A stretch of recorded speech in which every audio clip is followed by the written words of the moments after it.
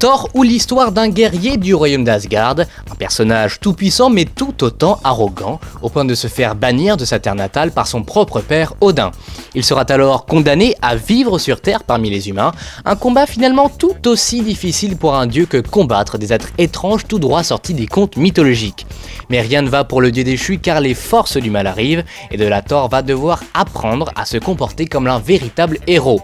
Un film signé Kenneth Branagh, le réalisateur de Henri V, Dead Again ou même encore Hamlet. À ses côtés, un casting international, Chris Hemsworth, Natalie Portman, Tom Hiddleston, René Russo ou Anthony Hopkins.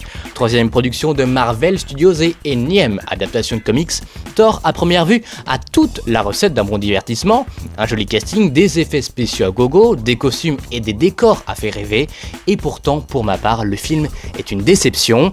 À l'époque où Marvel Studios avait été créé, on nous avait promis des adaptations mieux construites, plus fidèles, et après un excellent Iron Man et une suite un peu plus décevante, les studios Marvel rempilent et sacrifient un de leurs personnages les plus forts pour amener à bien leur immense projet de 2012, The Avengers.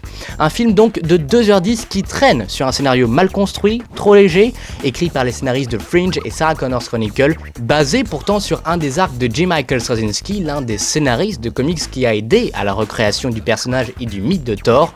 Outre les quelques blagues du film où l'on se permet pendant quelques secondes d'oublier la catastrophe du scénario quasi invisible, on tend à chercher le côté viking, mythique, presque héroïque fantasy de l'univers, et là encore on peine. Les scènes d'Asgard et de Midgard remontent un peu plus le niveau, entre autres grâce à de beaux décors, mélange entre effets spéciaux et réels. Dommage alors d'avoir bâclé l'histoire et l'univers d'un des personnages les plus riches de l'écurie Marvel.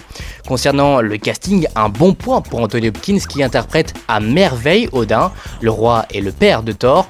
Entre grâce et force, il propose à son personnage une teneur et prestance qui n'est pas des moindres. Dans le même registre, on retrouve René Russo qui était alors resté discrète ces dernières années. Un joli comeback avec le rôle de la mère de Thor.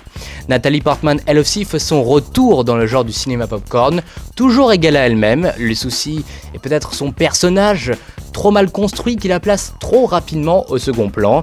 Mais après tout, comment refuser un bon cachet dans une grosse production ?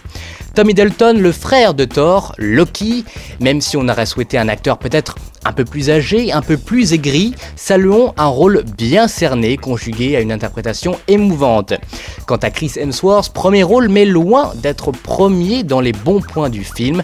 Malgré un physique qui en impose aux spectateurs et au personnage de Nancy Lewis dans le film, le comédien n'impose justement pas assez pour être un dieu crédible. Trop jeune, Thor aurait mérité un acteur avec un peu plus de bagages mais surtout plus âgé. Encore une fois, notez de beaux effets spéciaux malgré un destructeur joli et brillant certes, mais raté dans ses mouvements. Concernant la 3D, elle est égale à elle-même, elle n'est qu'un point marketing.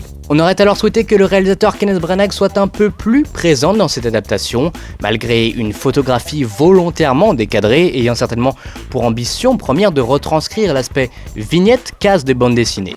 Un bilan alors très mitigé comme vous le voyez, mais à l'heure où le genre de l'adaptation de comics devient presque bâtard, il est temps en tant qu'amoureux du cinéma et de comics de proposer et d'exprimer un nouveau regard plus critique afin peut-être de ralentir la cadence de cette mode et de nous proposer de belles perles à l'instar d'un Iron Man ou d'un Dark Knight.